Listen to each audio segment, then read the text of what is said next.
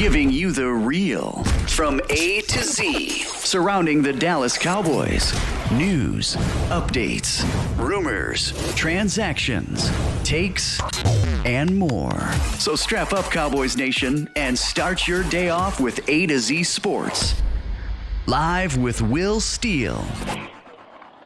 3, 2, 1. Here we go. Oh, I can't start off like that.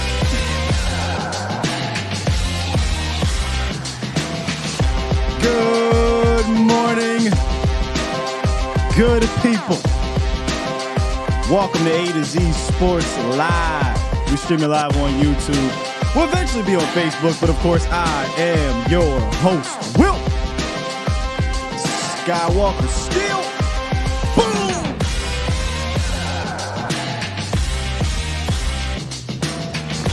What's happening, Cowboys Nation? We are a mere, 3-4 days away? We got football today. Oh, I'm so excited, man. I'm so excited. We're going to talk about 4 premium matchups, 4 key matchups that'll be very important to get this victory in week 1 against the Giants. We got a couple on offense, a couple on defense, and it's mostly a position battles, right? Position battles that will be key. So we'll definitely talk about all of that in the second half of the show. In the roundup, though, we get our very first injury report of the season. Not the greatest, but it is what it is. And then we have been revealed, or it has been revealed, what the Cowboys' new theme will be for the 2023 season. And God damn it, I love it. But what's good, Bomb Squad? Bomb Squad! How we doing this morning, man? How we doing? Funny thing about, I got my IRS shirt on. Hold on, I don't know if you can see it here. Got my IRS shirt on. Erwin R. Shyster. And if you don't know who this is actually Bray Wyatt's father. And Bray Wyatt passed away, I think it was just last week. And I couldn't find his shirt. I could not find his shirt. And out of nowhere, I happened to find it a couple days ago. And I just thought that was funny how the universe works, man. IRS is one of my favorite heels in the 90s, in an era that is so underrated. People absolutely don't like that era of wrestling. I love that era of wrestling, but maybe that's something I'll talk about on our podcast that we'll reveal. And yes, I will be starting a Patreon. I'll have more information for you guys about that, about the Patreon, and that's something maybe we'll talk about. But man, Money Inc. IRS. Everybody's got a price. Just one of the most underrated themes, I think, of all time. One of the most underrated heels of all time. And it shouldn't even be underrated, number one. That's just a fact. Shouldn't be underrated. But that's for a different podcast. I would love to have that conversation with you guys another day. Funny story about the character. It was created out of pettiness from Vince McMahon. But we'll talk about that on that podcast. What we're going to talk about today is Cowboys matchup in week 1 against these Giants in 4 different key, premium, whatever you want to call it, matchups, battles that the Cowboys can take to victory. And before we get into that, so somebody called in the other day on my show, I think it was, and said, "Hey, Sky, have you been seeing Giants fans? Have you been listening to them? Have you talked to them? Have you been hearing them?" I said, "Nah, not really. I mean, Giant fans don't come to our show. I don't follow a bunch of them on Twitter. So I haven't been hearing no Giants noise." All of that changed yesterday. Cowboys Nation, I like to pride myself on being objective, right? Like I tell you guys, I wear many different hats sometimes.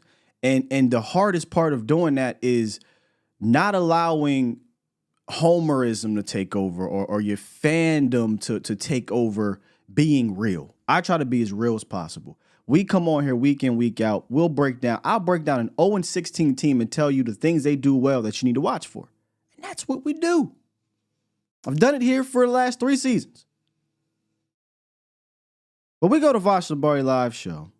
We're doing the same thing. We're breaking down the offense. We're breaking down the defense. We feel confident about our Cowboys in this matchup. And boy, did these Giants fans come out the woodwork and start talking nonsense. Now, I know as a creator, as a human in general, you should tune out a bunch of negativity, or you should tune out the crazies, right?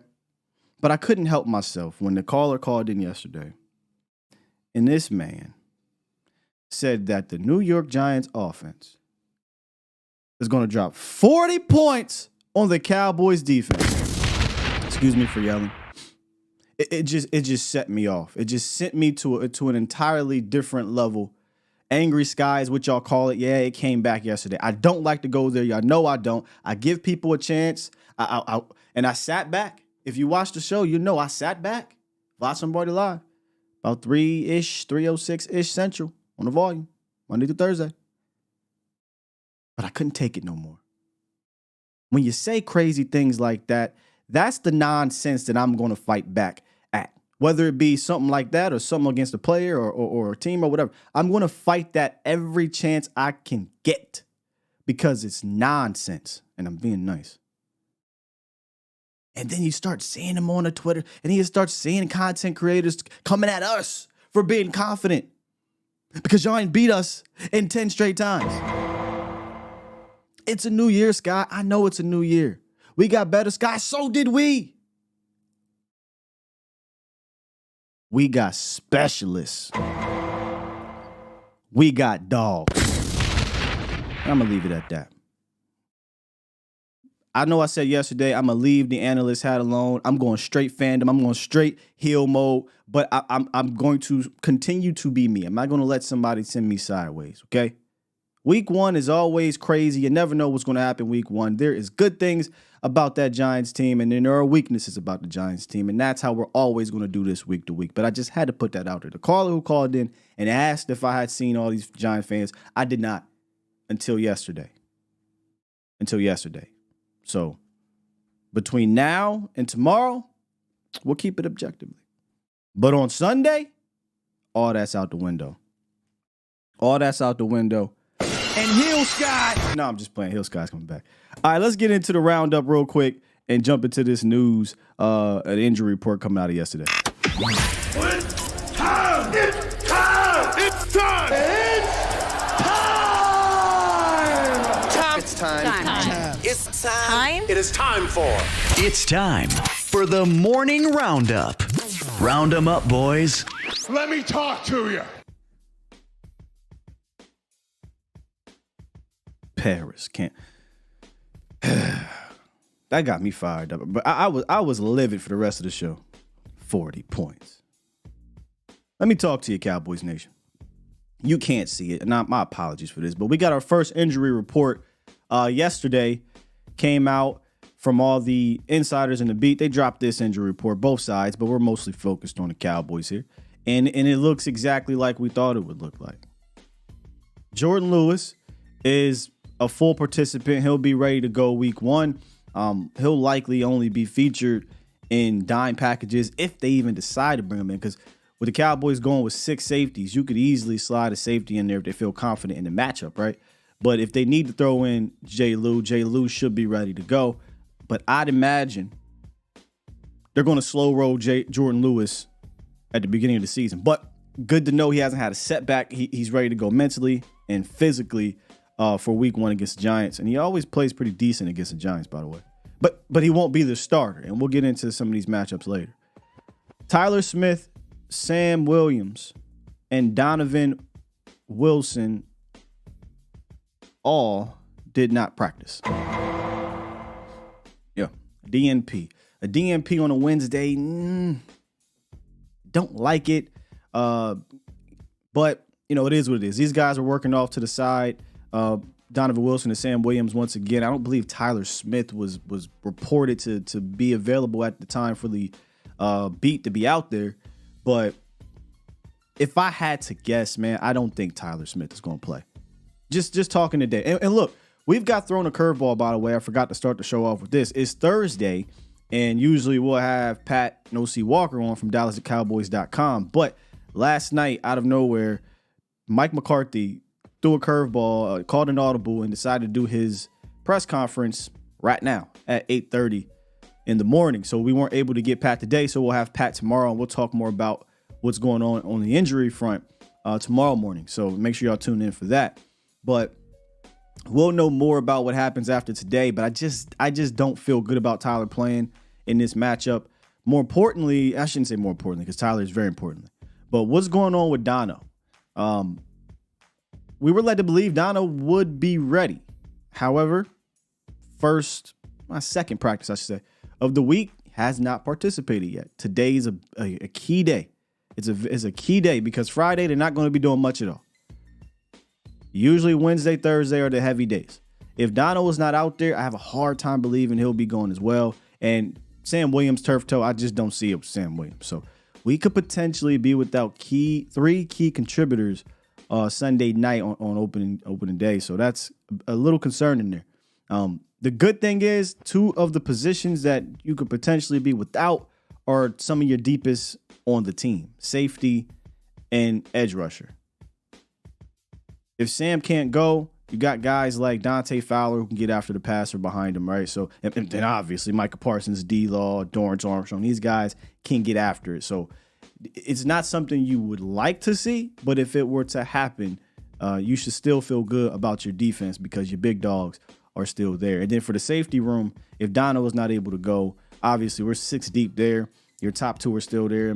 Your starters, I should say, J-Ron Curse, Malik Hooker will still be there. And then you'll rotate a Marquise Bell in and out, Wanye possibly. Izzy might get some work as well. So I think you're good to go there. Plus, from a weaponry standpoint on the outside, I still don't believe the Giants have a whole lot out there to make our safeties shiver in their knees. It's going to be about stopping and running. We'll get to that.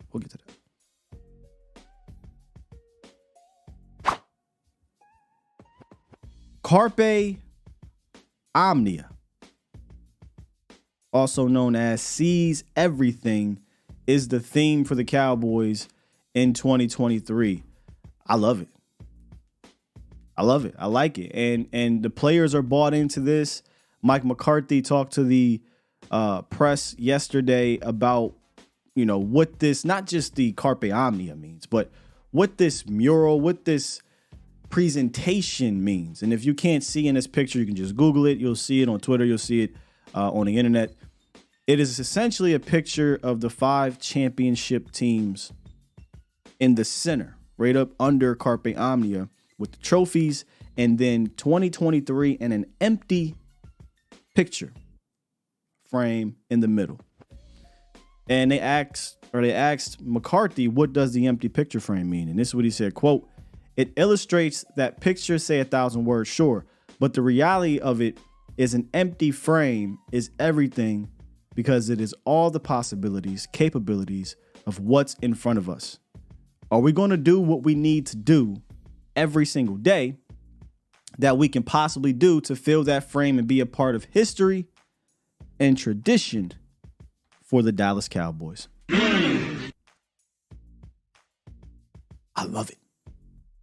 Every day they walk in there, they will see that empty picture frame and what it means to them. And Brandon Cooks talked about how, hey, I've been on many teams. There's always themes. He said, this one gives me chills because there's pictures, and it's not just this, but it's, I guess, everywhere down there. It's pictures of their family and whatnot, and it reminds them of what they're playing for and what the person next to them is playing for.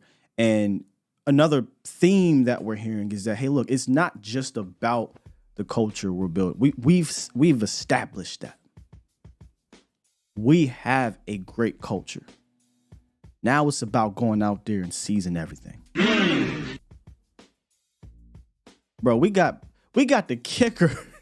We got the kicker bought in. They talked to Brandon Aubrey. Brandon Aubrey said, what we went through, seizing the day or seizing the moment, isn't enough for us.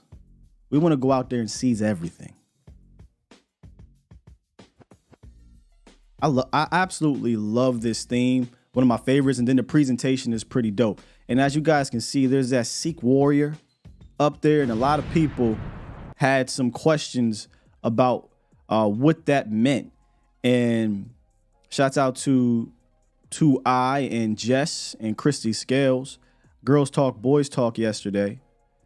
Christy Scales essentially told us what that meant and through some reporting. Let me pull up this tweet real quick. She kind of breaks it down. When I say report, I mean research. She breaks it down exactly what that means. I'm going to dive into it a little bit more as the days go by. And they got shirts and all this thing. But here's Christy Scales talking about what this Sikh warrior really means.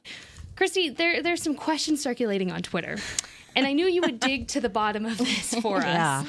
Because there's a little warrior symbol that's on the mural outside the locker room, like you said, and then on the hoodies that were given to the guys. And the backs of the shirts. And the backs of the shirts. Yeah. What is this warrior that we're seeing everywhere? Mystery solved. All right, be our Nancy Drew for us. Okay. Please, Christy. It is a guru from India from the early 1600s. It's a Sikh, and it's the double swords. And so it's, and my apologies for possibly mispronouncing this, but it's Guru Hargobind.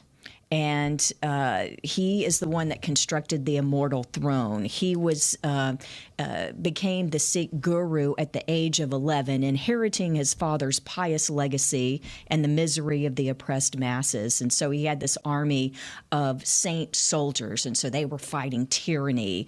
They destroyed evil, and what was historic about it was, he welcomed soldiers from all castes, from society. But one of the players, and I don't want to say who, because I don't know if Coach would want this person sharing information from their notebook from the team meeting. But once they said, he was 11 years old. He was this guru, and he was the first to use the double swords. But it's a guru from the early 1600s. In India. So there you have it, man. The historical breakdown of what this means. Tom ain't shit. Toxic Tom says, Sky, you were around in 1600. Is this accurate information? Go to hell. Yeah, I like it. I like it, man. I'm all about themes. They kind of were questioning it on the radio earlier, but if you've been involved in any team activities, it ain't really got to be sports, but definitely sports, there's something that brings you together. And this is that theme. I know Dak did it. Shouts out to Aaron. He sent me a article. We read there was a part of this article, and I don't want to go too far back, that we were given privy to earlier when Dak took the team to this trip. The offense really to this trip to connect. And that's kind of where I got the quote from about the culture, is that it's not just about, building that culture. They have built the culture. They have a great culture. There's a great locker room in there. Shouts out to McCarthy in doing that. But now it's about taking that and producing dubs. And like they say here, season everything. Instead of just seizing the current moment, we want to seize everything, right? And in order to do that, it starts with week one. You got to go out there. You got to handle business in week one.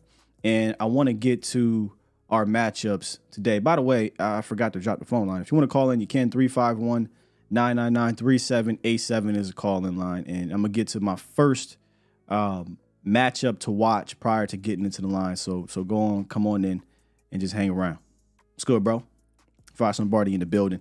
I had to talk about my man from yesterday, Vosh. Oh, my goodness. I do season everything. Season everything. That's good. All right, let's get into my first matchup to watch. Very key matchup. We kind of teased it a bit the other day when we were talking and breaking down the Giants offense. But it is none other than Jaron Kearse versus Darren Waller. Number one.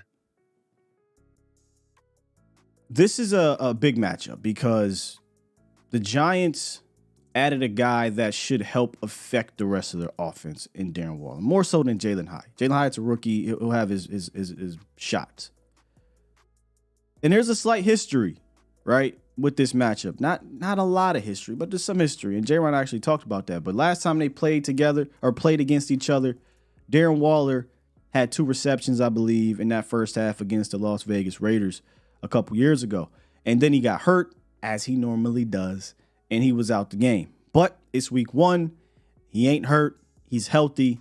He is going to be someone you have to deal with, and I think J-Ron will be a part of it. Now, it won't be J-Ron by himself, but I think this is one of your better matchups here because he has that size at 6'4". From a man coverage standpoint, I think he can man up with many of the if not all of them, in the league. Now I know there's some super fast guys, but Waller is more of a length guy. He's more of an athlete, but he's not a guy that's going to burn you. He's not going to run 4.32 on you at this stage in his career at 31, battling all those injuries. So I actually like this matchup. My concern from a scheme standpoint is how they'll use him. They're going to get him on the move. We saw that, right? They're going to have him on the move. They're going to try to make sure you can't put hands on him, detach him, and give him clean releases. And if he gets clean releases, Waller is a fantastic receiving tight end. All right. So you're going to need J-Ron to be up to the task, and he usually is. Year one in this scheme for J-Ron Kearse, he was lights out in regards to defending tight ends and whatnot. Year two, he was injured a whole lot, and you saw those injuries catch up to him depending on who he played. TJ Hockenson comes to mind. I believe the Lions matchup. Ironically, Hockenson was also in the Vikings game, but the Lions matchup, you saw Hockenson get the best of him here and there. But this is a healthy J-Rock. This is a motivated J-Rock, by the way. He's the only safety that did not get the extension. So if you don't think he's ready to come out there and go off, then you're mistaken. But these are some of the ways they're going to utilize Darren Waller. I don't really foresee him being some deep shot guy. I think they're going to try to get him the ball right now and allow him to work after the catch. And I think the offense is going, let me say this, the passing game is going to flow through him. It's going to flow through him. But scheme-wise, it'll flow through deception and move action. And I know they added guys like Campbell and Hyatt to be the speedsters or what have you. And, Bland will be matched up with Campbell in the slot. And you got guys like Slayton and Isaiah Hodgins on the outside. But we got Diggs and Gilmore out there. So I think they got an uphill battle. So it's going to be Waller. Waller, according to all the reports down there in New York, Danny Dimes, Daniel Jones, that's his guy right now. So they might even spam him early and often. So this matchup is going to be key. And we briefly touched on it the other day, but J-Ron talked about how there was a history. Let's just say that there was history with him and the respect that he has for Darren Waller. But as far as him having Darren Waller, played him when he was with the Raiders. One of the top tight ends in this game. Definitely going to be a good battle, and I'm looking forward to it. One of the top two tight ends in this game. He can run, he can catch, he can move after the catch. So he poses a threat who's ever going against him. But like I said, I faced him before, so I got some familiarity with his game, and he probably does with me too. So like I said, it's going to be a showdown on Sunday night. He is familiar with your game, J-Ron. He talked about it with the reporters the other day and kind of gave props essentially to the safety room because he knows that's who he's going to be battling. Darren Waller said this, quote, "They have some good safeties. They've got Kearse. He's solid, big dude. He's got a lot of skills. I think Wilson, really all those guys, Hooker, can play, and you'll see some of those corners as well because they'll match." He's been studying. There was some other things that he took note of there. He talked about how the Cowboys will play heavy zone early on and man later. So obviously these are professional athletes. He's highly paid. He's got to be in the film room. All that is fine and dandy, but you got to get the rock to him, right? And that's the matchup we'll get to here in a second, but I want to hit the phone lines. But Darren Waller, here's Waller on these safeties, showing some respect here, but also he touched on what he saw out of the Dan Quinn defense. My thing is, though, Dan Quinn has showed the ability to adapt year over for the Cowboys. He's tweaked some things. He's done things differently. And McCarthy talked about this the other day. There will be about 30 to 35% of things we have not seen, talking about in week one, because that's just what happens. Every year you're supposed to tweak, as he says, and you'll see things you didn't see on film. They have new personnel. They'll do things differently.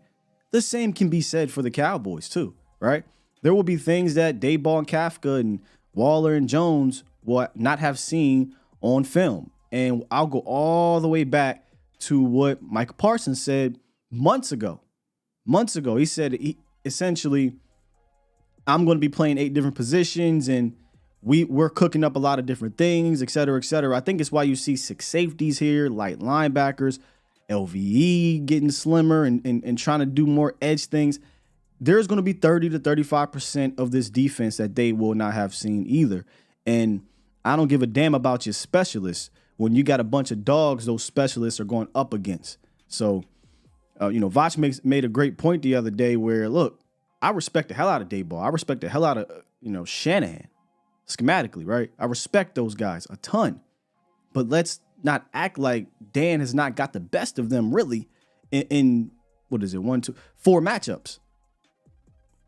Now, from a run game standpoint, 2021 in the playoffs, he did not. But overall, it's not like those dudes were just whooping on us up and down for 4 quarters. That's not what happened. In 2022 in the playoffs, you saw what happened. And then the Giants, you saw what happened in those 2 matchups. Granted, different personnel, Giants fans. I get it. So do the Cowboys. And we're going to talk about the difference in personnel in my number 2 matchup to watch in a second. But I want to hit these phone lines and talk to the bomb squad right quick. We had 757 come through early. What's good, 757? What's up, Scott? It's D. What's good, D? What's up, man? I'm sorry, I just got in the car. What's up, man? How you doing? I'm good, man. I had to calm myself down after listening to some of these Giant fans yesterday. They kind of had me in my get mode. But go ahead. Yeah, I don't understand it. I do not understand it. I looked at I was watching it was 4 guys. It was like a NFC East round table, Giants, Eagles, Cowboys, and the Giants fan. I forgot his name. You probably know him. The confidence in those guys is outrageous to me. I don't understand. Where is it coming from? Where is it coming from? Is Paris Campbell? Look, it's from having Daniel Jones. We went from having Antonio Brown from having a Hall of Famer at cornerback. Right. We went from having a 4th round receiver. Yeah, man. Sorry, my bad. No, I'm laughing because you're right. You're right. But look, let me say this about their confidence. I don't have a problem with their confidence, right? Like, first of all, it's week 1. You can be the bum ass Houston Texans, and you'll have confidence in week 1, even though your roster is hot garbage, right? They're gonna have confidence in week 1 because everybody's 0-0, even though the Houston Texans are going to finish with one of the worst records in the National Football League. But everybody's going to have confidence, right? And they've gotten better. There's an acknowledgement to that. They've gotten better as well. My issue is how you're ignoring that the Cowboys got better by adding dogs, not specialists. How you're ignoring the Cowboys got better by having a Super Bowl winning head coach that has called plays winning the Super Bowl, now calling plays, not a guy that's auditioning to be a head coach. Like, these are things that the Cowboys got better at as well. So it's cool to have the confidence. Just be real. It's this between confidence and ignorance. It's 2 different things. Even on national television, they're saying the Giants team is totally different. I see him in the Cowboys. That's why I said what I said.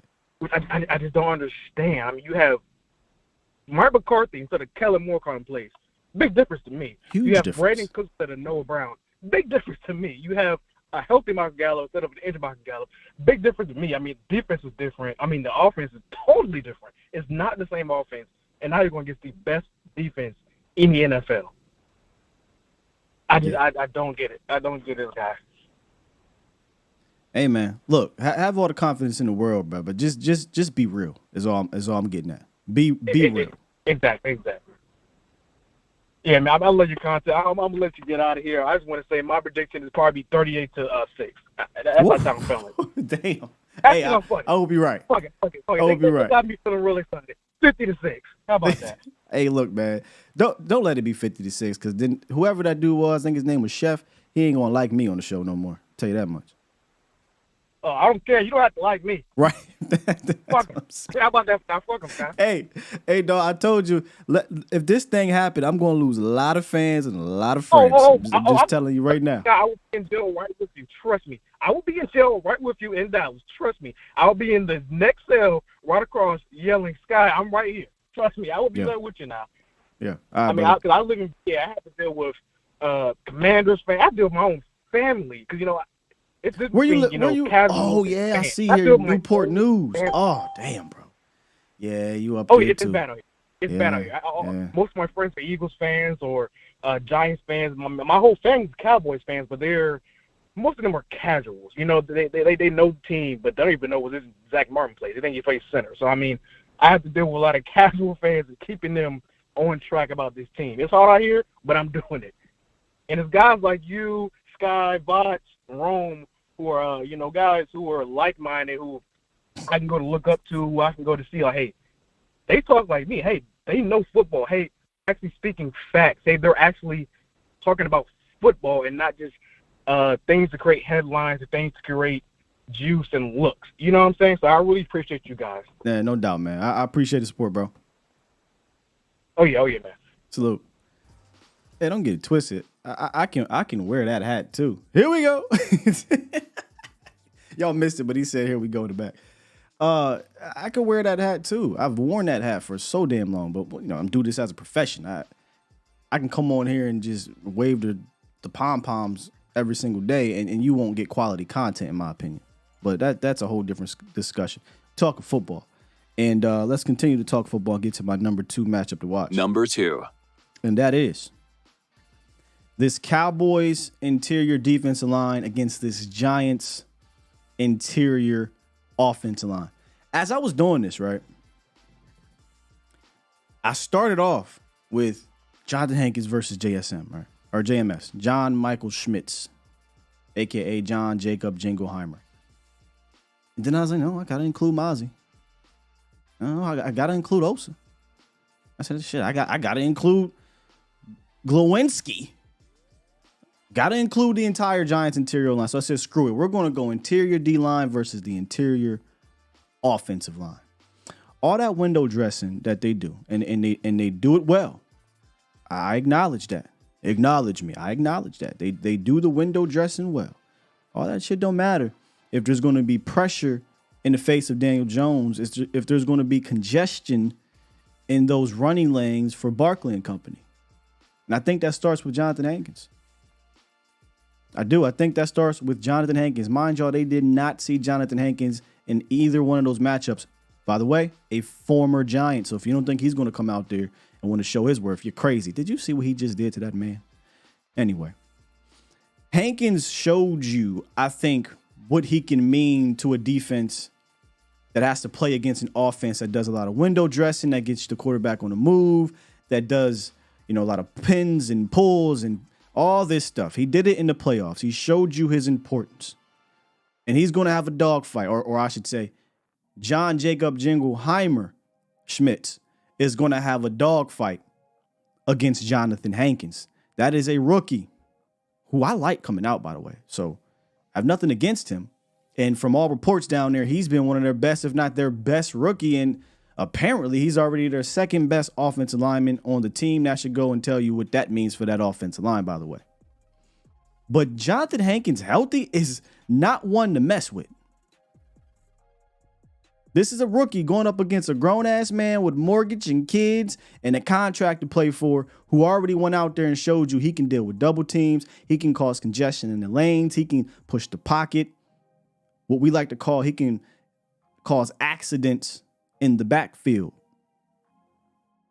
So that matchup alone, just those two guys, is going to be pivotal, because all that moving around, and it won't matter if you have pressure in the middle. And we caused a lot of pressure last year in the middle of that defense in regards to stunts. But I don't know if you're going to need to do a bunch of that with Mozzie and Hank and Osa, because they're bringing back, I believe his name is Glowinski at right guard. Let me tell you about Glowinski. Last year against the Cowboys, he gave up 6 pressures in the 2 games. I don't know about y'all, but you cannot be giving up 6 pressures on the interior. That's pressure in the face of the quarterback. That was with Tristan Hill, Neville Gallimore, Carlos Watkins, and Quentin Bohanna as the main rotational players in those games, Cowboys Nation. 3 of those 4 players are no longer on the team. No longer on the team. And there's a debate on what they're going to do with the left guard. But either way, the left guard position is another one of weakness for the interior offensive line. So when we go into these games, normally for years, the Cowboys' interior defensive line has always been probably a mismatch for the opposing team because we didn't have the guys, right? I think you're going to go into a lot of these games this year. If Hank is healthy, Mozzie, Osa, Chauncey, you're going to slide D-Law in there sometimes. You're going to have advantages on some of these offensive lines. And I think the Cowboys do have one in this game. And I think it's going to be a pivotal matchup. And it's something they haven't seen. You know, we talked about having 30 to 35% of plays that will have been ran that teams haven't seen. There's going to be 30 to 35% of players that are dogs, Jonathan Hankins, right? That they have not won up against in their careers. And Glowinski's, I believe, played against Hank. He's been around for a while. John Jacob hasn't. All right. So I like this matchup for the Cowboys. It'll be a key one. If the Giants win this matchup during the game, it'll allow them to run the ball, and that will cause a lot of issues in regards to play action passing and whatnot, because now you're just going to be super focused on stopping Saquon Barkley. You're already going to be focused on it, but if he's getting off and teeing off on you, now that makes things a little bit more difficult. But I like this matchup a whole hell of a lot, man. Glowinski, 6 pressures. Osa, barbecue chicken to me. Barbecue chicken alert. How we feeling in the chat here about this matchup? Kingpin said, forgot about Tristan Hill. I think a lot of people forget that and I brought this up, and people say, hey, it's last year. I get it's last year. It's week 1. All we got to go off of is our previous matchup. Unfortunately, we've played them a ton, and a lot of players and coaches and scheme are returning to both respective teams. But people forget, Tristan Hill, Carlos Watkins, Quentin Bohanna, these were main rotation. And all due respect to those guys, I think Tristan Hill had a decent game in that game. Bohanna sure did. Neville Gallimore, Carlos Watkins, these were your main rotation dudes. It's not going to be the case this time around. We do still have Neville. But Neville is now your 4th defensive tackle, right? Where Neville was battling with Bohanna, to be your 1st or 2nd defensive tackle. It wasn't your first, it was Osa. But you know what I'm saying? The guy next to Osa, the running mate with Osa. I digress.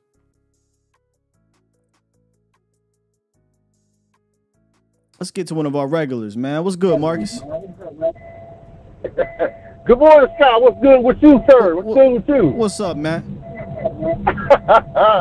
Man, what's your boy Chef was cooking up yesterday on Fresh Hot Turds? Say again? Man, what was your man Chef cooking up yesterday on those Fresh Hot Turds, man? What the hell was? Okay. I don't know what Chef was cooking, bro. I smelled it. It's all right, but okay. He was putting raisins in the potato salad, bro.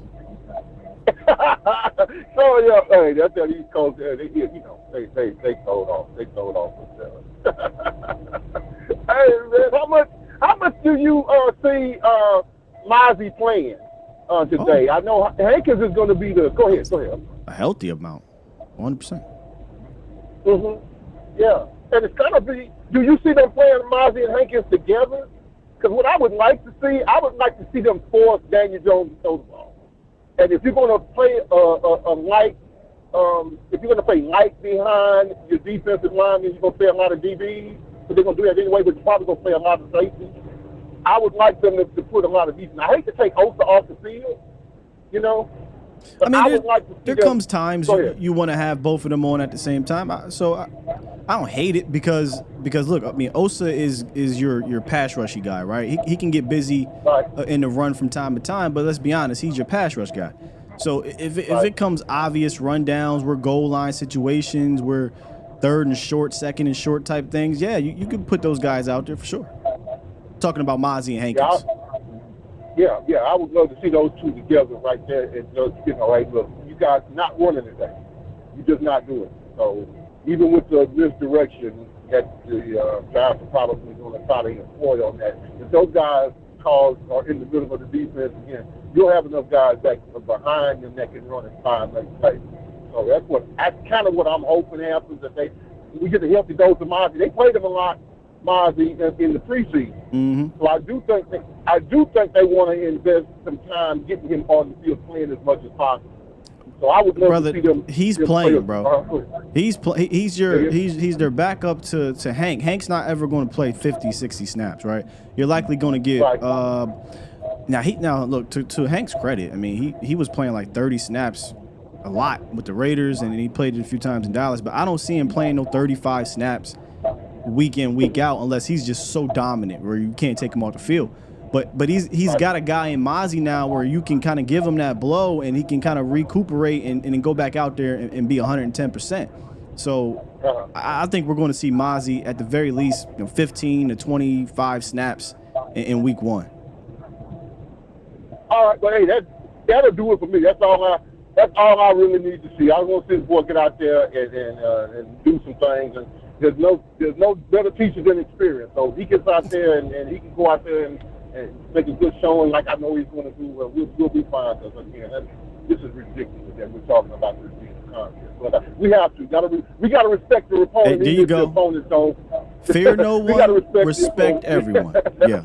Yeah. You got to respect the opponent, man. You got to respect the opponent. So, hey, let's get this thing going, Scott. I'll talk to you next time, bro. Yes, indeed. How about the Cowboys? How about them? Appreciate you, Marcus. Yeah. I'd be shocked. I'd be shocked if we don't see Mozzie out there in this game. There's going to be games. Let's think here, man. I'm trying to think who this year's Tampa Bay would be. Remember Tampa Bay last year didn't run the ball much at all. Didn't run it well either. I know in week 1 against the Cowboys, they damn sure did. But historically speaking, over the length of their season and getting to the playoffs, you'll realize that, hey, you might not need to play your big guys 35 snaps in this game because Tom Brady was going to throw it 48 times, right? But in this game, I don't think they want to put the ball in Daniel Jones' hands 35, 40 times. No way, no how. So they're going to try to get Barkley going, their best player on the team. They're going to try to get him going, and that's where you can get Mozzie and you can get Hankins on the field together, goal line stuff, maybe early down stuff from time to time. But once you get into that third or fourth quarter, and if you've got a lead, that's when you can unleash kind of that end game or with Osa in there. Because I think Osa against Glowinski, man, I just love that matchup. Oh, I love that matchup. He's not that great to me, especially in pass blocking. And I think year 3 Osa, not having to stunt a whole lot, even though I got this feeling we're still going to be doing a bunch of stunts, because I don't think you line up, and I'm going sideways a bit, bear with me. I don't think you line up an LVE on the edge a lot this year and just say, go rush. I think they're going to have him stunt. I do. Ain't no way you're going to line him up against Andrew Thomas and say, hey, just go rush the passer. If anything, his job is going to be to distract an Andrew Thomas so that Micah Parsons can shoot the gap, or Osa can shoot the gap, or a blitzer can shoot the gap. But just go beat him? Nah, it's going to be go occupy him.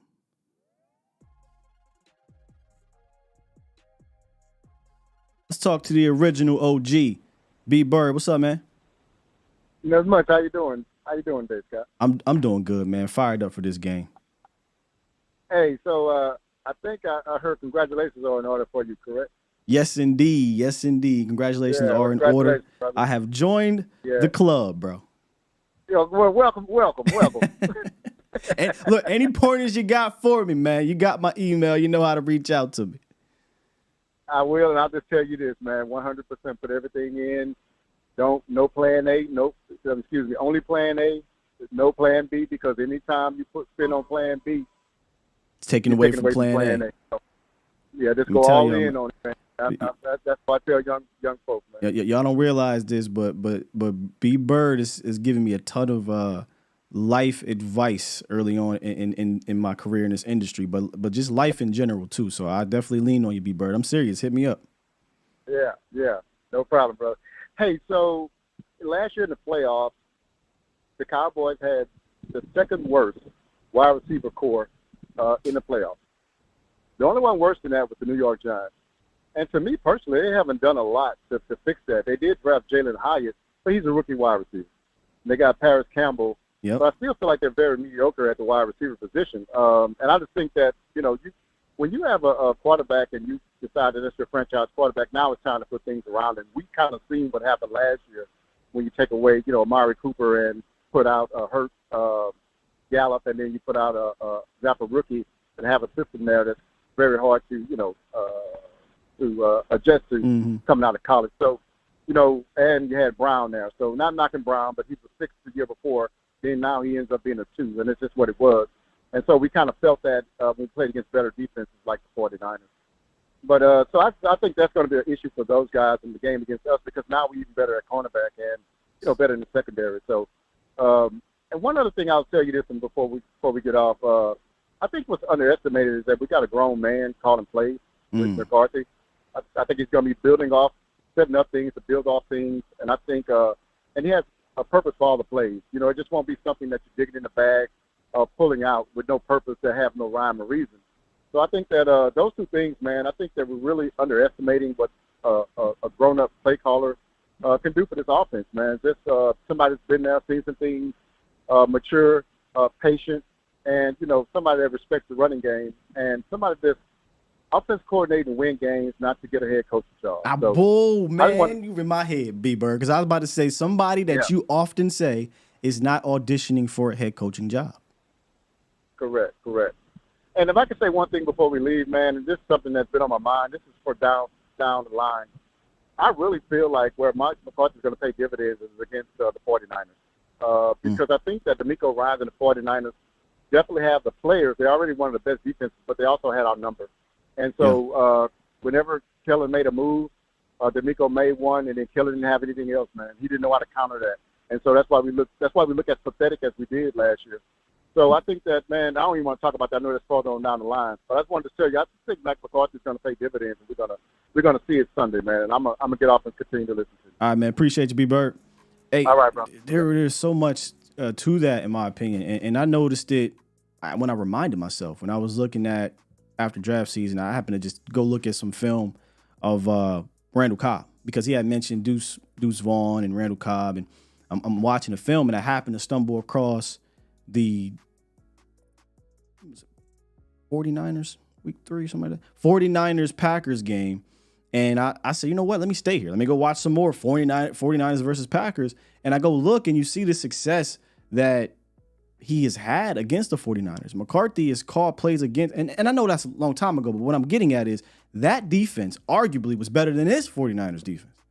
You know what I mean? So he's went up against elite defenses before as a play caller and has had success. And he's done it in a way where it wasn't the stale McCarthy, right? 2018, he even made I got stale. This is early McCarthy. And I think we're going to get that juice from McCarthy of the early play caller, where this isn't a stale offense. I'm kind of bored with what I'm doing here, et cetera, et cetera. So, he's been in the trenches. He's played against the Legion of Boom in the playoffs, right? He's went to Super Bowls, NFC Championship games, right? He's been there. He knows how to call a game to win a game, not call a game to look good and get head coaching opportunities. There is something to that. 100% there's something to that. And if you don't believe me, go listen to people that have been saying that, the Michael Irvins, the Keyshons of the world. They're saying the same things that, we were talking about last year. So, great point. Great point.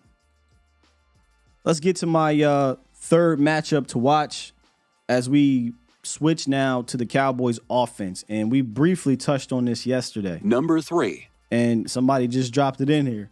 Tyler Biggetish versus Dexter Lawrence.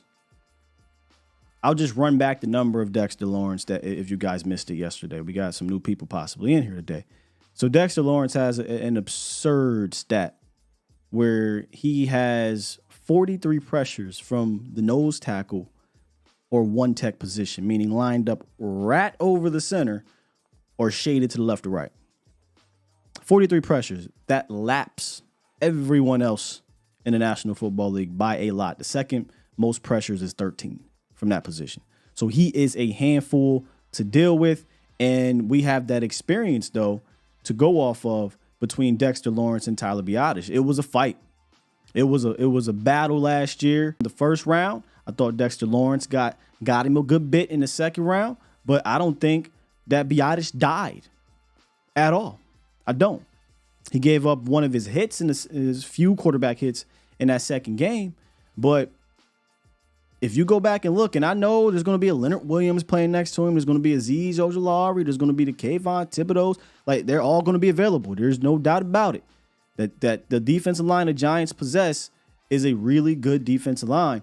But this matchup here, to me, is one of the key ones. If you can contain Dexter Lawrence, don't allow him to wreck your game, then you'll be able to stay on track, in my opinion.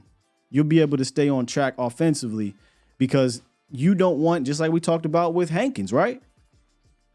Destroying your quarterback or your running lanes and clogging them up. This is what Dexter Lawrence can do in regards to the pass game. Now, again, I'm going to continue to be blown away at how bad the Giants were on the ground rush defense when you got a guy like Dexter Lawrence. I don't understand that. But, hey, they got Okereke now back there, Isaiah Simmons, as well. They got some athletes and speed. That's something that you notice about their defense now that was different from last year. So, hey, maybe things will be different. We shall see.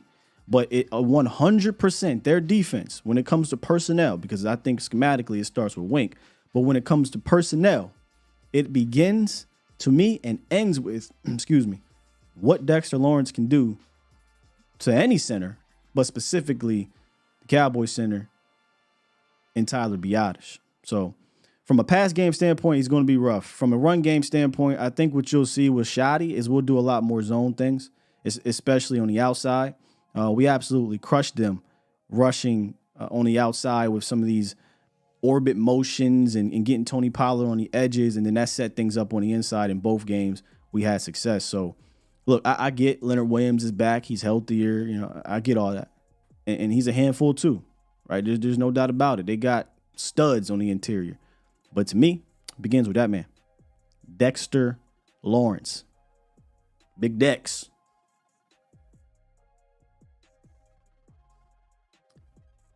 Check. Somebody says something wrong with my audio. Check. Is my audio good? No, audio straight? All right, apologies. All right, let's jump back into the phone lines. We'll get a couple more calls, and then we'll finish it up with my final key matchup in this game. So it's good now. I had to go back. All right, let me see here. Let's get Henry on the horn. What's good, Henry? What's up? Yes, I can. You can hear me? Yeah, I can hear you. Let me say this. Yes, Dak did call the last game of the season, but I believe Will Grier did set the tone for this type of offense, and I feel like Dak is going to have to utilize his legs and feet this season. He needs to, in my opinion, he needs to have at least 400 yards rushing. In my opinion, escapability, extending plays, all that. Yeah, he's actually excited about doing that, apparently. I don't know if that's a dig at Kellen Moore or not, but he had said, this scheme will allow him to be able to utilize his legs more. I would love somebody to kind of probe him a bit and say, hey, what do you mean by that? If you watch the first two preseason games, it was something wrong. It just something felt off. But that last preseason game let me know, okay, this is how Dak is going to have to play this year. Wait, what are you talking about? And preseason game? He didn't play using his legs. No. I'm talking about just watching the game. Watching the offense unfold and how everything was working out. Okay. That's Will Grier that game. But what I'm saying is Dak has to implement that into his game again, even though, it's kind of – I'm pretty sure he's probably worried about getting hurt, things like that, because of what happened a few years ago. The second thing, I love Jalen Hyatt. So I will be kind of rooting for him this game. Sounds fine. And I feel like, hey, I don't think anybody can cover that guy. I don't care what anybody says about his hands, the route tree. Guy is amazing. So Dallas better watch out for that stacked-up offense. Once he's loose in the downfield, ooh. You said stacked-up offense? What do you mean by stacked-up offense? They're gonna stack the receivers in the game. Okay. So yeah. So it's coming. Sure. Yeah, I mean, look, Hyatt and Waller are two pieces to that offense that will, I think, add a different dimension to it, 100%. But look, man, we've went up against better. You know what I'm saying? We've went up against combinations of scheme and personnel that have been better than what we're seeing out there. I don't think this is anything new to this. They're true to this. So I have full confidence. Now, do they have to be ready? Of course. You got to be ready for everybody when you roll out there. Hyatt's a speedster. They're going to use him and stretch the defense. But like I said the other day, if their goal is to get Jalen Hyatt the ball deep, that means you got to hold the rock, right? And the Giants' offensive line is not great. It's not good. I'm just gonna be completely honest. And the Cowboys' defensive line is one of the best in the National Football League. So I think they might have to really pick and choose when they decide to try to hit Hyatt deep. Maybe it's on some play actions, roll Daniel Jones all the way to the opposite side where he's got like 10 yards and just say, hey, Hyatt, run fast, and I'm going to throw it up. And that's some things you do once or twice a game. So they better pick and choose it right, because if they don't, we're coming. And I'm going to say this, too. That was Tyrod Taylor in preseason. That's not Daniel Jones. Daniel Jones has a stronger I ain't talking arm. about preseason. So, I don't give a damn about the preseason except for what I saw from Daniel Jones in the first, drive, but they didn't have Hyatt in there, so we're not really talking about that. I mean, I get it, but what I'm saying is, look, he whooped Sauce's behind. Now, had them throws been accurate, it would have been taken to the house. So, Dallas, I don't know if we have the speed to match that guy, but, man, I'm worried about him. I'm worried about that guy. I mean, you can argue not many teams have the speed to match up against any receiver that runs a 4.2, 4.3, right? Like, speed is just one thing. It's how do you utilize that speed? Do you have nuance in your route running to you? Like for instance, Brandon Cooks. Brandon Cooks knows how to use his speed. He's not just there's some John Ross. There's a whole bunch of dudes who are fast, but fast means nothing if you don't know how to utilize the speed. So yes, I'm adding context to what you're saying about Hyatt. Hyatt, great talent, right? Fast guy, but the way they're going to have to get Hyatt the ball is if you're talking about his speed, is it's going to take time.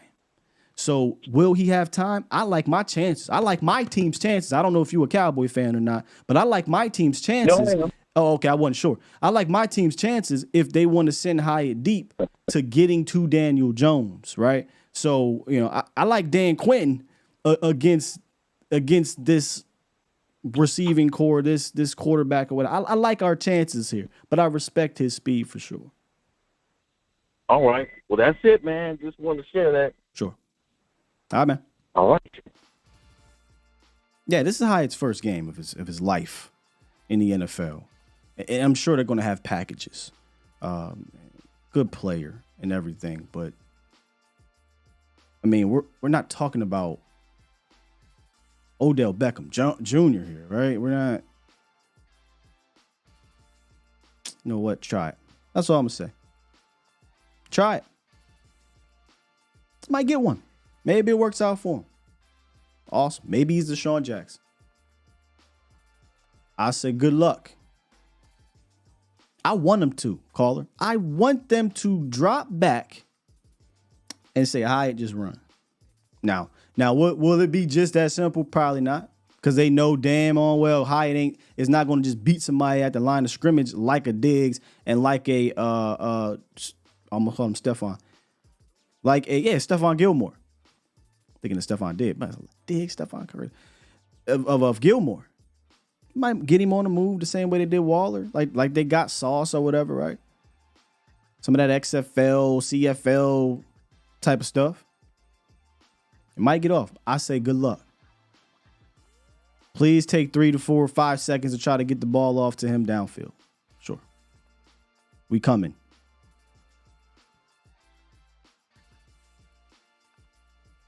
Jake the Great, what's goody? What's that, Skywalker? Bomb Squad, good morning. Good morning. Well, I wasn't going to call this morning. I'm fresh off hanging with the boys, and I had a couple questions for you this morning. All right. Jesse Hawley said that in our division, that in the whole NFL, the NFC East has the top 10 defenses. He said that the Eagles are number 1. I think the Redskins, the Commanders, I'm sorry. Cowboys. Can you repeat that one more time? Go ahead. I was listening to Jesse Hawley and hanging with the boys, and he was saying that the NFC East, all 4 teams have a top 10 defense, and the last one being the Giants at number 9. I was wondering, like, did you ever look at that?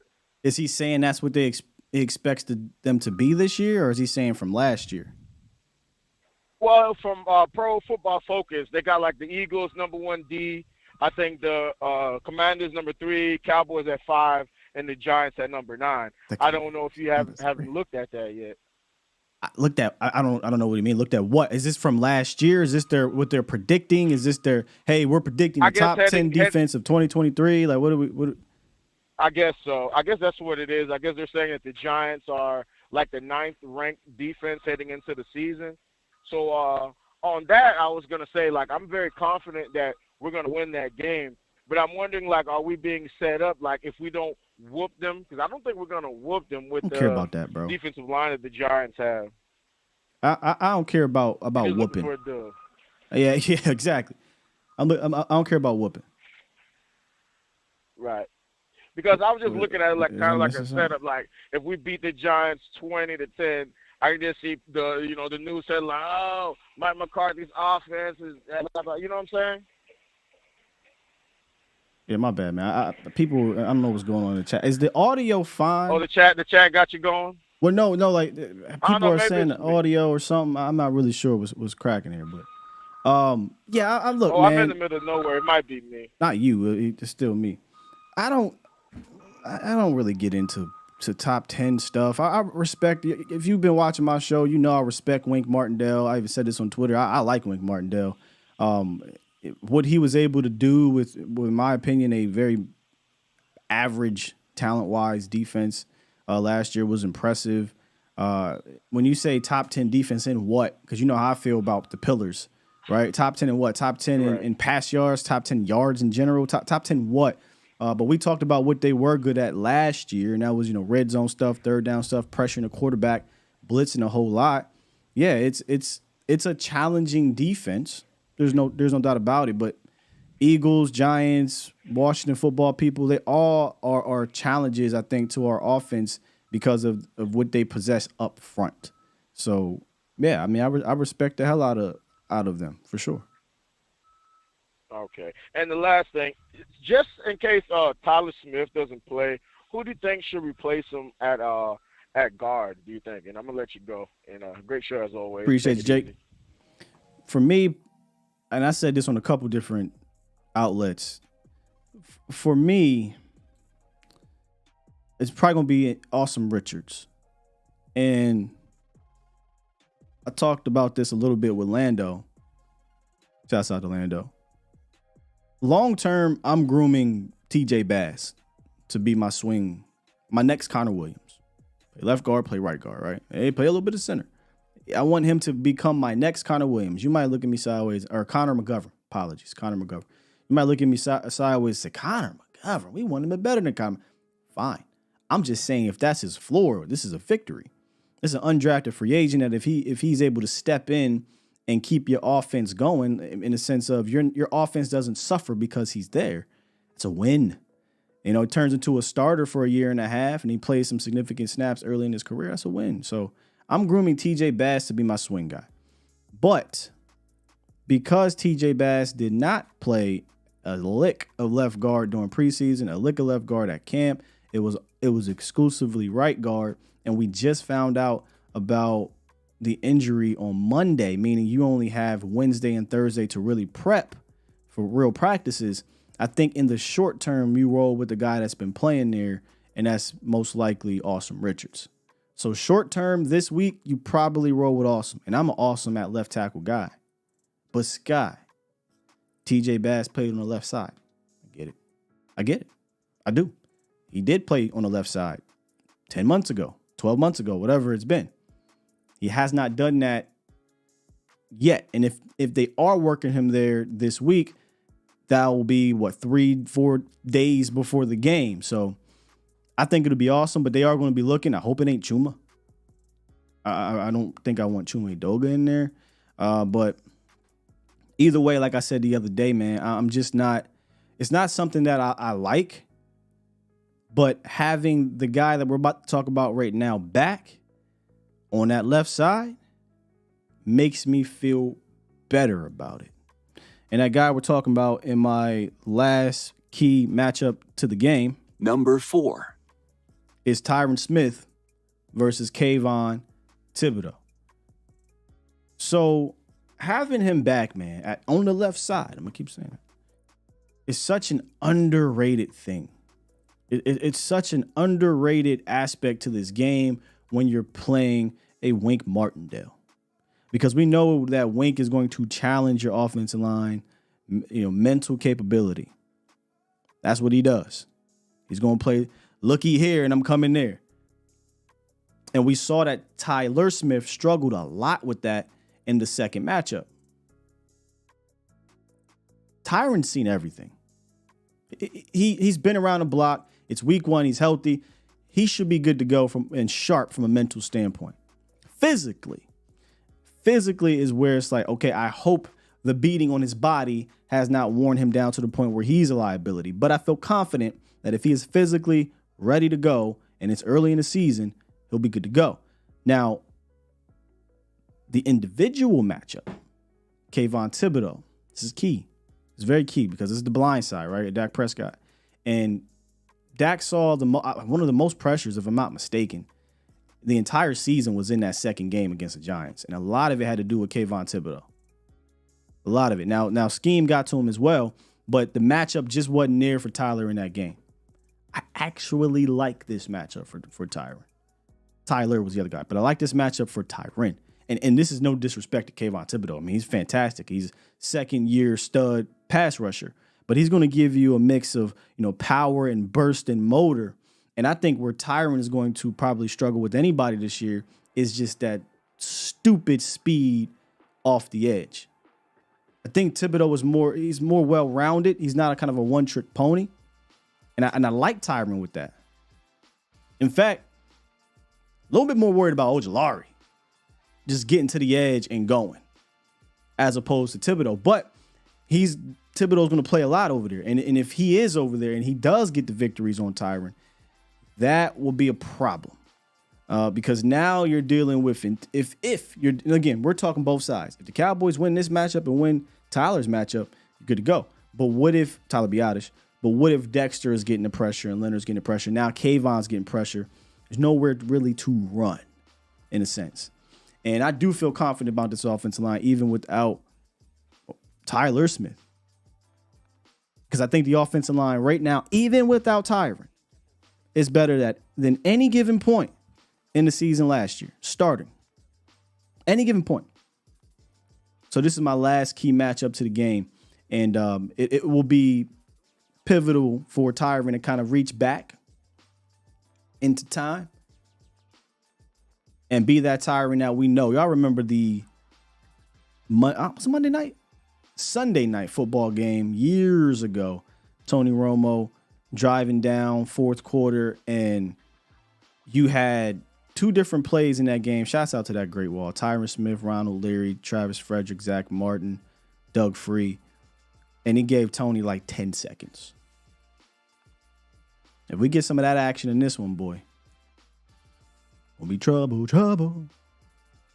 So yeah, I got for left guard in the short term, probably awesome unless they are working TJ Bass like crazy right now to do that. But I'd imagine in the long term, that's what they want to do. But because they were giving that information so late, right? It's happening on Monday.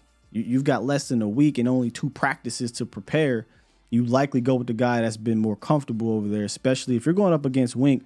I think the last thing you want to do is put a guy somewhere where, hey, this is kind of new to me right now.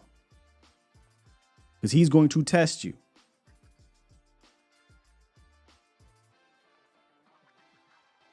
All right, let's finish this thing off on the horns. Let's get to Deshaun. What's good, Deshaun? Hi, what up, Scott? What's up with you? So pretty much what people don't realize, I'm kind of going to let it rant, is that for the majority of the time, Cowboys been on like one hand behind their back. What I mean by that is like whenever we had offense, we never had defense. Whenever we had defense, we never had the offense. And then we never had both, it was coach. So I feel like the past 2 decades now, we kind of always did things the opposite way. Whenever like successful team does one thing, we'll do things the total, I guess, opposite way in that sense. And I just feel like now we kind of have the whole it factor, and it's like it's one of them things where I'm a lot more confident coming in because most time week one we haven't won a week one game in like what 3 years. 3 years, yeah. 3 years, and that's a lot. And what I'm hoping to see personally is for us to get out on a good start. Because you know how we are. We always kind of start off slow and then work our way in throughout the game. I kind of want to start off a little bit faster and then gradually kind of wear them down.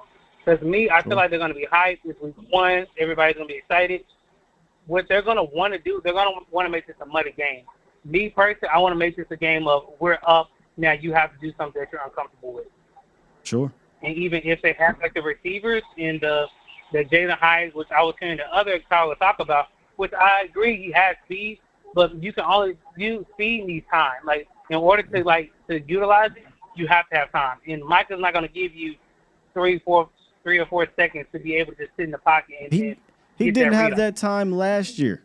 If you go pop in the film, man, the first week, the second week they knew like, all right, we are not keeping Daniel Jones stationary. They moved him around, play action, floods, and just getting him on the move. In that first matchup, these boys thought they could just drop Daniel Jones back. And people said, well, Daniel Jones ran over the Cowboys because he was getting ran out the pocket. It wasn't like they was just running RPOs and Daniel Jones was just, hey, man, I'm Mike Vick out here. He was running for his life. So, and I don't think their offensive line got that much better. I get that John Jacob Jingleheimer Schmitz, is a good offensive line center prospect, but you still got Evan Neal. That's a liability to me. You still got Glowinski. He's a liability to me. And whoever they decide to roll out there at left guard is a liability to me. So, yeah, look, you're going to have to pick your spots to me with Jalen Hyatt in regards to getting him deep. Now, you want to talk about getting him the ball right now and using the speed? Different story.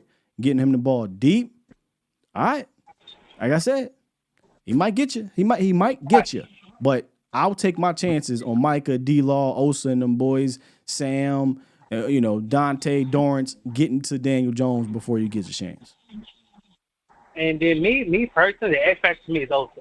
Because I was looking back in the film, a lot of times when you talk about Daniel Jones running, it was because the pocket will we'll get him on the side, and then the next thing I know he'll run, and it'll be no pressure in the middle. But if there's pressure in the middle, he can't go anywhere. He can't go to D-Law's side, and he can't go to Micah's side because they've been waiting on him. So he just has to kind of just eat the sack or throw the ball away. To me personally, the X factor to me is Osa Odighizuwa. Well, it's the interior, right? That's what I'm not sure if you watched the show today, but it's the interior, not just Osa. It's the entire interior defensive line. Jonathan Hankins, Mozzie Smith, Osa Odighizuwa, Chauncey Golston when he gets in there. If these guys can push the pocket, because there's going to be plays where all these guys are in there and it's a pass play.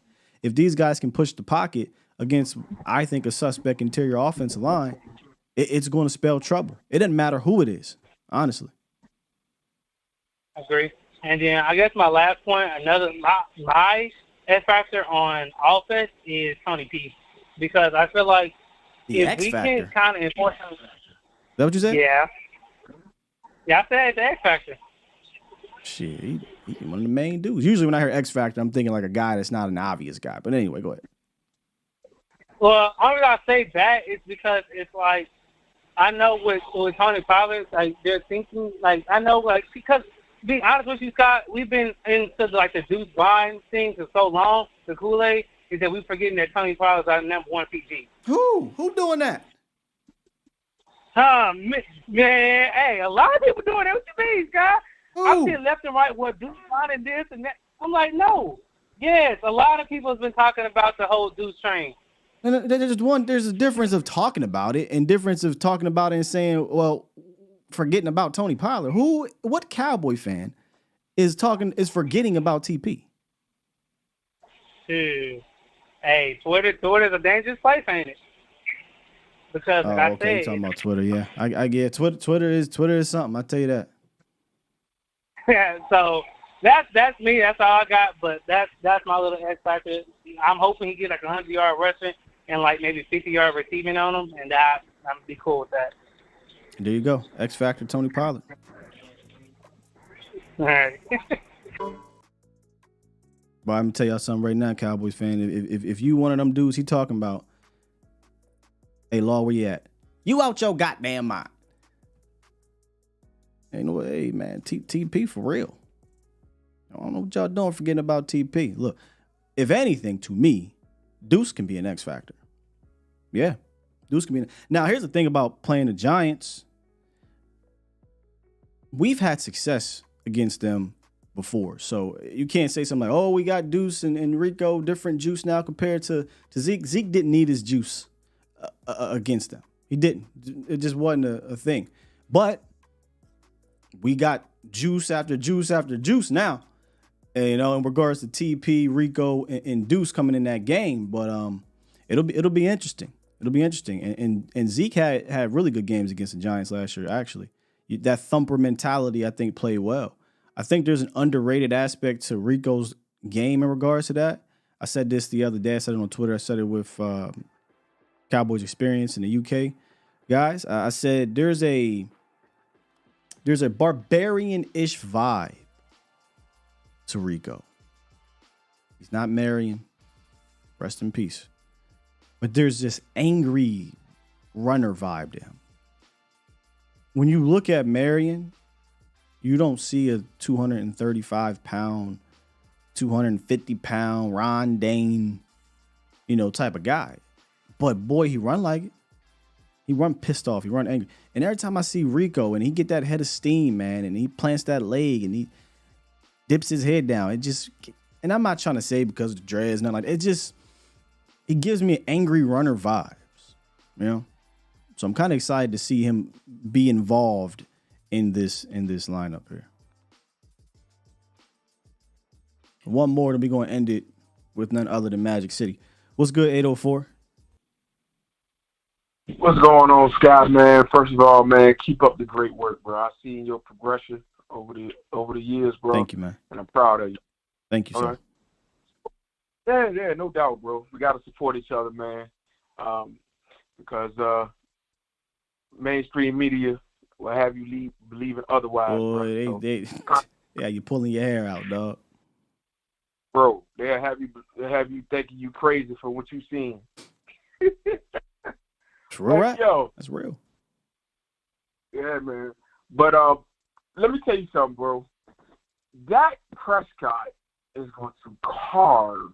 When I say, brother, it's going to be looking like Thanksgiving Day after, you've been out there playing football and you come in and you're hungry.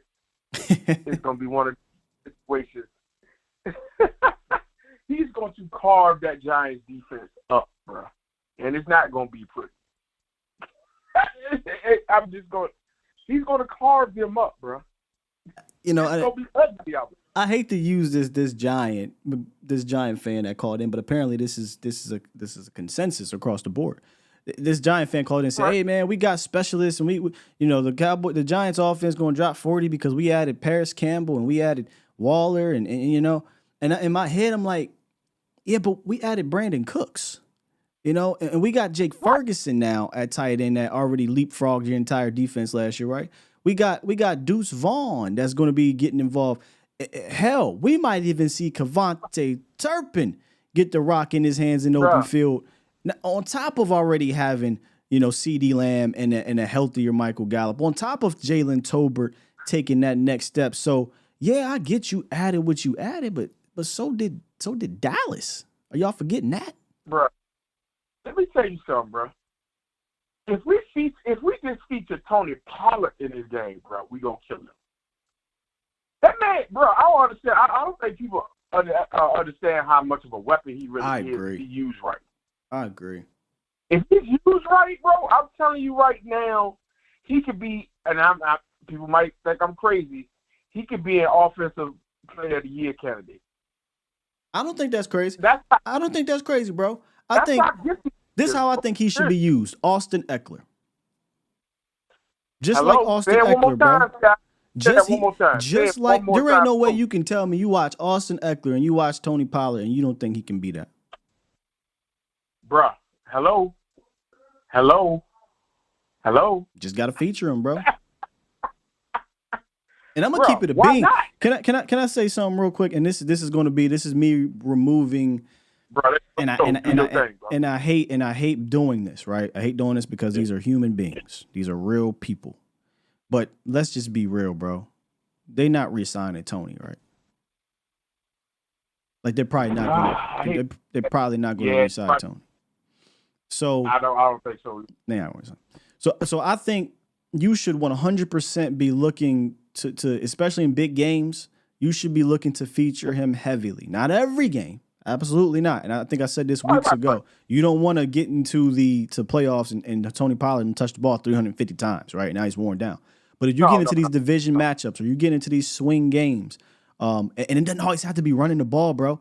It can just feature him out the backfield alone. And I think that changes everything. That changes the entire dynamic of what your offense was previously because we were not featuring the running backs out the backfield. There is no way, bro.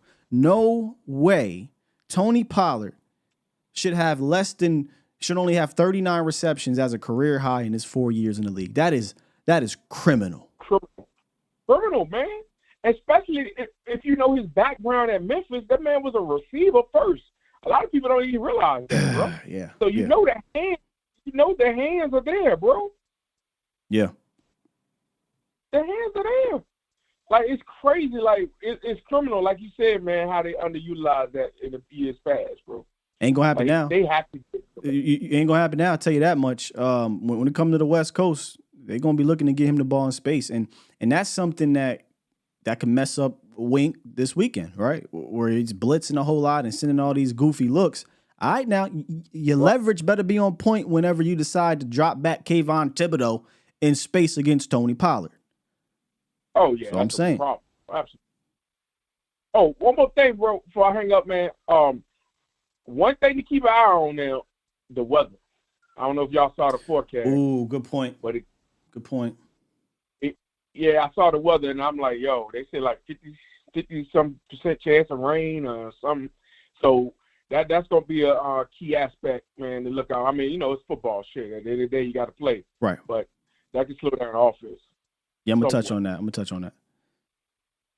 All right, bro. I'm going to hang up, man, and keep doing your thing. Thank you, sir. Good call, man. So in Vaja's show, somebody kept spamming the chat. Hey, man, I heard it's a 70% chance of rain. My dumb ass. I thought he was, hey, it's a 70% chance of rain, Dakota Prescott, because we saw that all last year. People kept saying, oh, there's a storm coming. It's an 80%, 100% chance of rain, right? Like RAYNE, rain, Dakota Prescott. And then I get on Twitter, shouts out to Henny. Henny dropped, hey, it's supposed to rain in this game. I'm like, oh. That's why bro was spamming the chat, because it quite literally is supposed to rain in this game. Stupid sky, right? So look, I think that favors us. Somebody was concerned about. Look, I get we got the speedster in Cooks. I get we CD Lamb. We're gonna throw the ball, right? I like our chances if this has to turn into a run the ball game. Our offensive line against their defense, I like our chances way better. Way better. Nobody's looking at Thibodeau and Ojulari as these run defenders.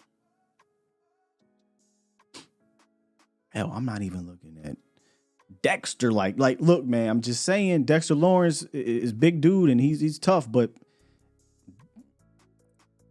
teams ran on that guy. That's all I'm saying. Leonard Williams is there. It's going to be tough too. But I like our matchup running the ball than their matchup, personally.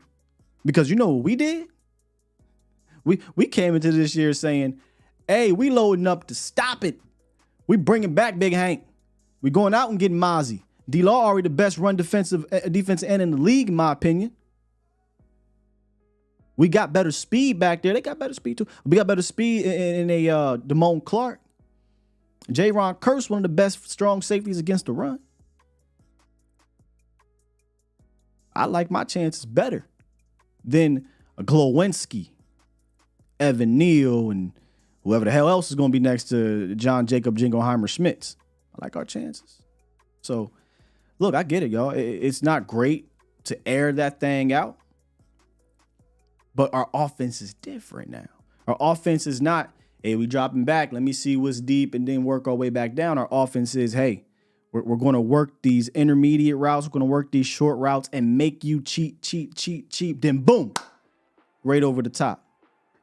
So let it rain. Let it RAIN. It's going to RAYNE on them. Marv, what's good, Magic City? Hey, what up, family? How you doing? I'm good, brother. How are you? All right, I'm doing good.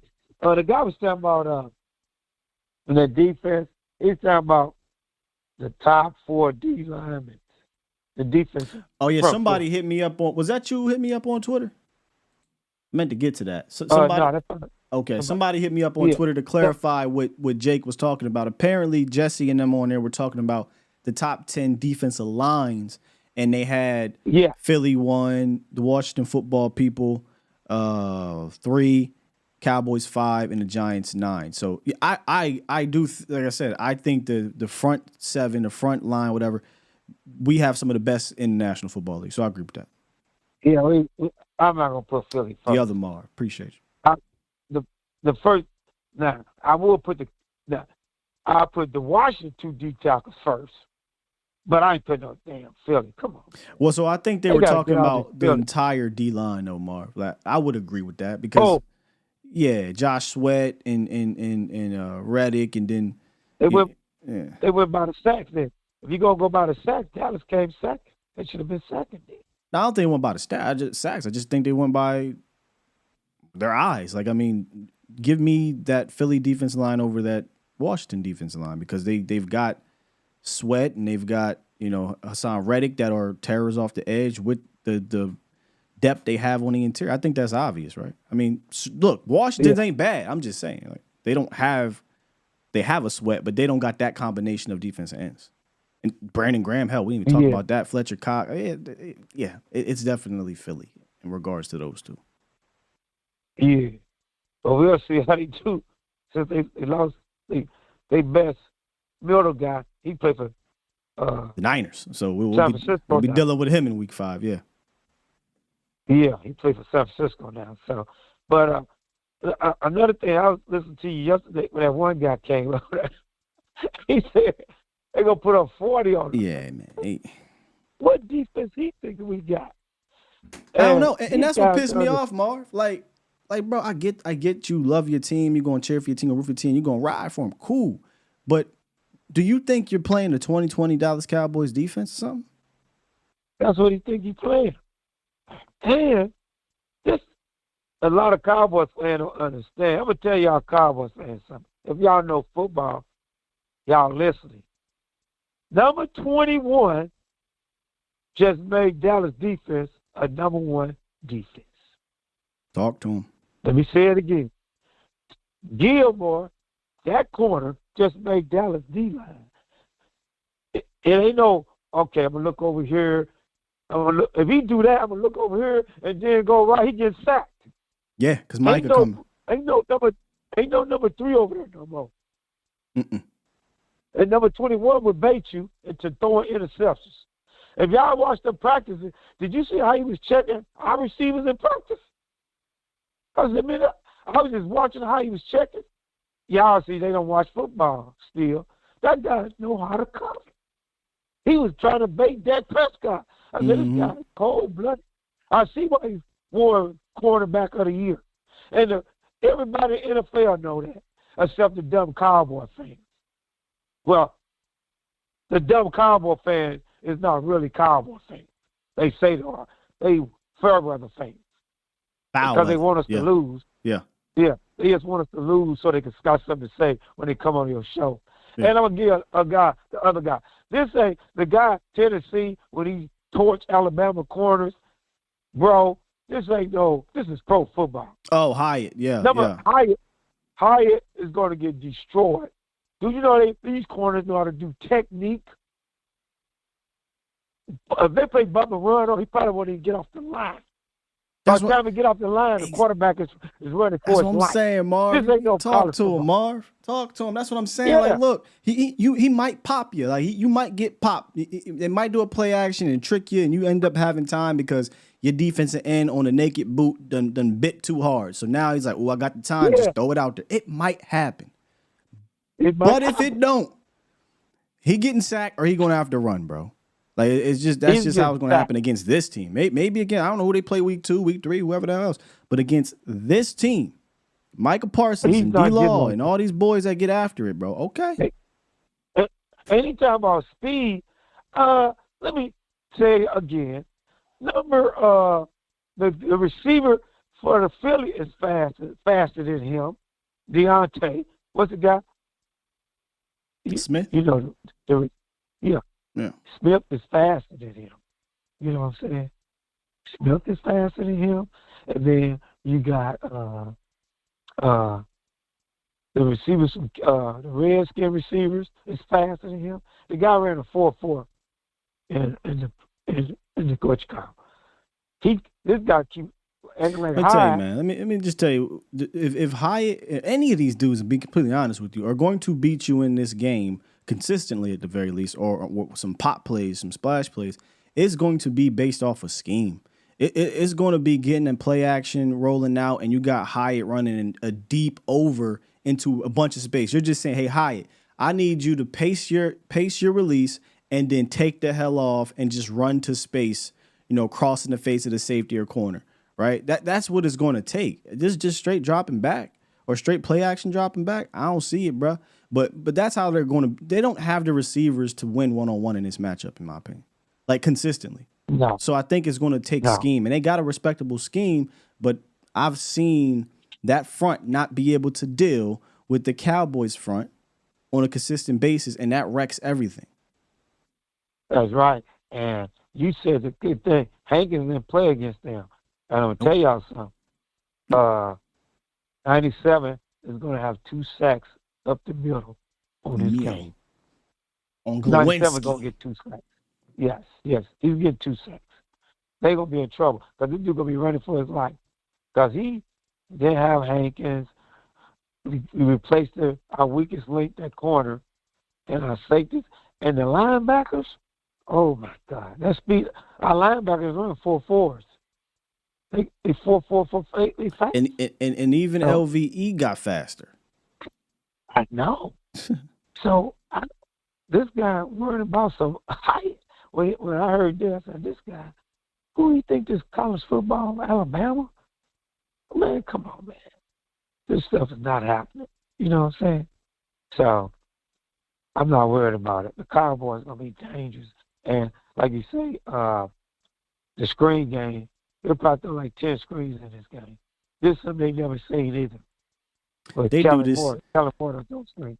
Oh, you're talking about the Cowboys going to throw screens? Yeah, I would throw like 10 screens. Yeah. We'll get some screens off for sure. Yeah. Hey, Mark, appreciate the call and checking in with your boy, man. You too, fam. Salute. Mark bless. Salute. I thought he was talking about screens for the Giants. One of the things that they like to do is that slip. I don't even call it a slip screen, but they'll slip that tight end. We showed it in the film the other day. And again, shouts out to Dayball. I have tons of respect for him. But man, they'll get you going with this flood, and they'll have this tight end just boom, boom, boom, boom, boom, and he just slips right underneath 3 outlets to the left or right side. And Jones, they'll let a guy run free. They'll let a guy run free so they can create that window, and he'll just fire it in there behind everybody. And now you get an easy chunk play. So again, let me just put this on wax. I'm 100% confident. Anybody that is not confident as a Cowboy fan in this game, maybe it's because it's week 1, nerves and things like that. But I think from top to bottom, scheme to personnel, coaching, you should be. You should be. But if there was a way to lose this game, it will be because you just got out coached. You got out schemed. You know what I'm saying? You got hoodwinked, bamboozled. You've been had. You've been took. You've been hoodwinked. hoodwinked, bamboozled, led astray, run amok. This is what he does. This is what he does. That'll be how. And that'll be something we talk about.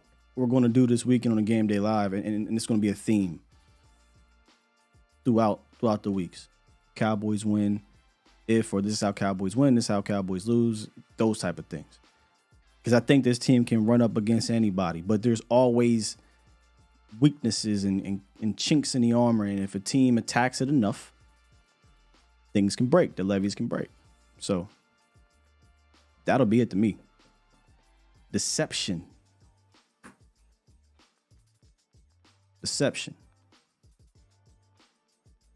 Shouts out to the Houston Texan fan running the numbers up. I know he called y'all the bum squad, but somebody said something in the chat. How you gonna call us the bum squad and you were part of the bomb squad? Bomb squad! You in here every day. What do you do? What do Houston ain't got a content creator, bro? Bring him on the show. Let me help him out. So you can go actually talk football. You don't talk football here.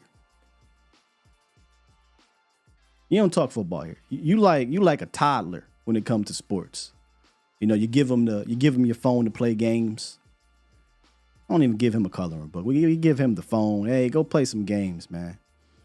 And he come in the chat and just say some old random stuff. Banana cream pie. Interception. Give me the phone back. Stick to Roblox. Thank you for running the numbers up, though, man. But bring on your content creator. Let me help him out. Let me extend the olive branch. So you can go grow up over there. You know what I'm saying? All right, let's get to these super chats. I think we actually straight. I think Stu dropped one. Yep. Shouts out to Stu. By the way, I joined their super chat program yesterday. He dropped $2 across the pond and said, "Good catching up with you yesterday, man. Go Cowboys." I got a chance to hop on there with Barry and Stu and Mike from UK Cowboys and Cowboys Experience, and we had a fantastic conversation. You guys need to check that out. We talked a lot, actually, about what we talked about today. And there could be some cool things in line with Barry moving forward. And that'll involve some players, some weekly things. So make sure y'all keep your eyes and ears open to that, man. All right? Hey, I'm look, y'all know I ain't lying. They play Roblox. He come over here playing Roblox and spamming the chat. Boy, if you don't get your adolescence ass football takes and go on somewhere in Houston. Who knows about banana cream pie? I watch too many stand-up comedies. All right, look, I think that's it, man, for today. We won a little bit overtime today. Tomorrow, no Vox Lumberry live show today, but he'll be back on Sunday doing pre- and post-game shows. Definitely one of the best in the business at doing that for sure. But we will also be doing our pre, halftime, and post-game show ourselves here on the channel, me and Jesse Holly, for the Game Day Live. Later today, I believe the last show of the week for A to Z Sports Primetime with our guy Mo. Make sure y'all hit up Mo, check him out, and support him. You can play Roblox over there too, man. Just make sure you stay in your corner. And then tomorrow, I think I'm going to open it back up to Fan Fridays for this week. I think for this week. Normally, our schedule will most likely be key matchups on Fridays, but we got a head start. But tomorrow, we'll open up probably the mailbag.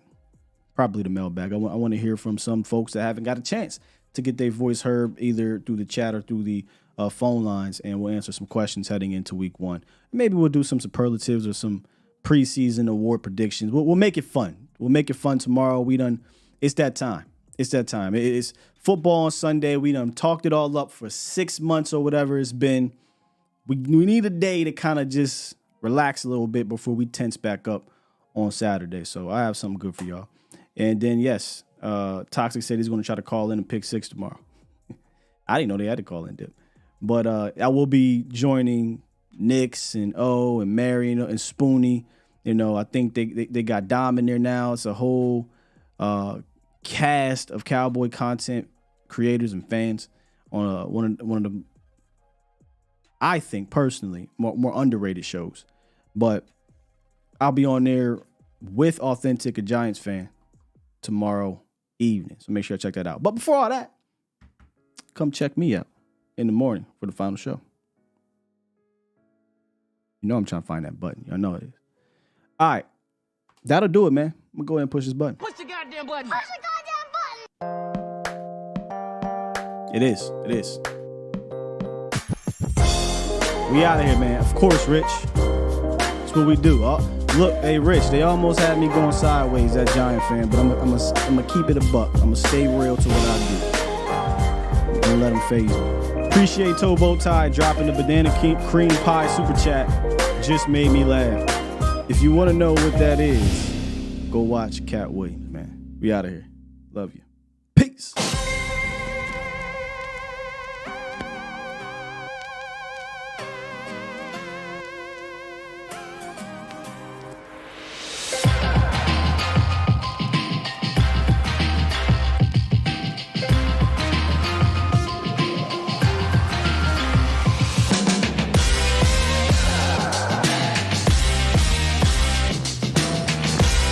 Shouts out to the Pod Father Law Nation in the building. Ooh.